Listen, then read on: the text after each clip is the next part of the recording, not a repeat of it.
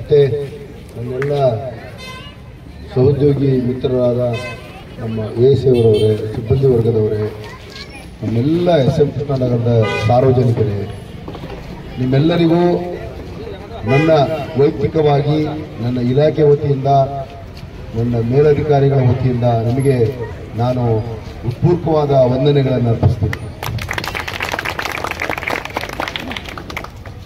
ಸರ್ಕಾರದ ನಮ್ಮ ಮೇಲಧಿಕಾರಿಗಳು, ನಮ್ಮ ಇಲಾಖೆ ಮೇಲಧಿಕಾರಿಗಳು ಹಾಗೂ ಇಲ್ಲಿನ MLA ಸಾಹೇಬರಂತ ಅಭಯ ಸಾಹೇಬರಿಗೆ ನಾನು ಧನ್ಯವಾದಗಳನ್ನು ಅರ್ಪಿಸಲಿಕ್ಕೆ ಇಷ್ಟಪಡ್ತೀನಿ. ನನಗಿಲ್ಲಿ ಬಂದು ನಿಮ್ಮ ಸರ್ವಿಸ್ ಮಾಡೋಕ್ಕೆ ನನಗೆ ಅನುವು ಮಾಡಿಕೊಟ್ಟಾರೆ. ಶ್ರೀಮಂತರ ಏರಿಯಾದಲ್ಲಿ ಮತ್ತೆ ಸ್ವಲ್ಪ ತಿಳುವಳಿಕೆ ಇರೋ ಬಹಳ ಬುದ್ಧಿವಂತರ ಏರಿಯಾದಲ್ಲಿ ಕೆಲಸ ಮಾಡೋದು ಸ್ವಲ್ಪ ತುಂಬ ಕಷ್ಟ. ಅಂಥ ಕಡೆನೂ ಕೆಲಸ ಮಾಡಿದ್ದೀವಿ. ಅಲ್ಲಿ ಇಲ್ಲಿ ಎಲ್ಲ ನಮ್ಮ ಜನ ಮಧ್ಯಮ ವರ್ಗದವರು, ಆಮೇಲೆ ಬಡವರು ಅಂಥ ಜನ ನಮ್ಮಲ್ಲಿ ಇದ್ದಾರೆ. ಆ ಜನರ ಸೇವೆ ಮಾಡೋದು, ಆ ದೇವರ ಸೇವೆ ಮಾಡೋದು ಒಂದೇ ಅನಿಸ್ತಂತೇಳಿ ನಮಗೆ ನಮ್ಮ ಹಿರಿಯ ಅಧಿಕಾರಿಗಳು ಹೇಳಿದ್ದಾರೆ. ಆ ಟೈಪು ನಿಮ್ಮ ಸೇವೆ ಮಾಡಲಿಕ್ಕೆ ನನಗೆ ಒಂದು ಒಳ್ಳೆಯ ಅವಕಾಶ ಸಿಕ್ಕಿದೆ. ರೀತಿ ಬೇರೆ ಇರ್ಬೋದು, ಆದರೆ ಅವನು ತಲುಪುವಂಥ ದಾರಿ ನಮಗೆಲ್ಲ ಒಂದೇ, ಬೇರೆ ಇಲ್ಲ.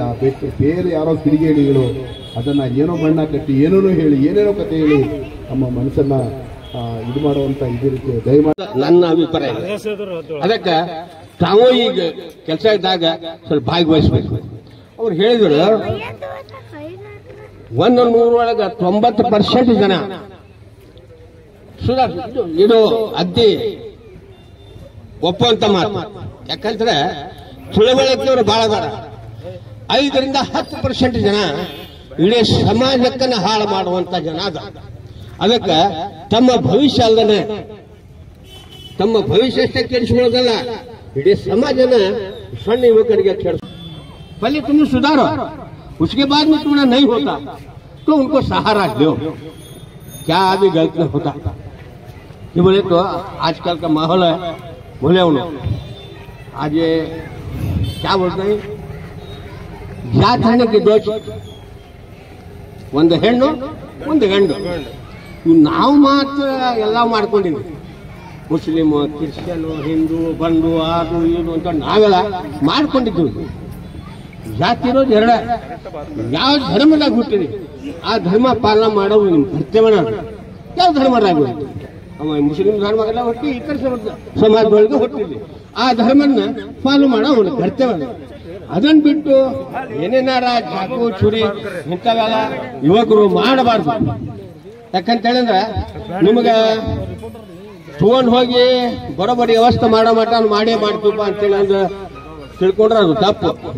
ನಾವು ಇಂಥವೆಲ್ಲ ಮಾಡಿದ್ರೆ ನಮ್ದು ಹೆಸರು ದಾದಾ ಹಾಕ್ತೀನಿ ಅಂತ ಹೇಳಿ ಅನ್ನೋಂಥ ಏನಾರ ತಿಳುವಳಿಕೆ ಅದ್ದಿದ್ರೆ ಅದು ತಪ್ಪು. ನಿಮ್ಮ ಭವಿಷ್ಯ ನೀವು ಹಾಳು ಮಾಡ್ಕೊಳ್ತೀರಿ.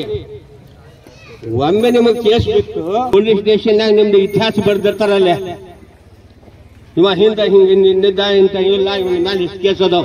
ಯಾಕಂದ್ರೆ ನಿಮ್ಗೆ ಹೊರಗೆ ಒಂದು ಏನಾರ एग्जाम मिलना हुआ तो पासपोर्ट देना कर बोले तो पुलिस स्टेशन में पूछता है क्या कर को इन्हें जा रहा बाबा रहा, इसकी आदत तकड़ात अच्छी है क्या नहीं कर को।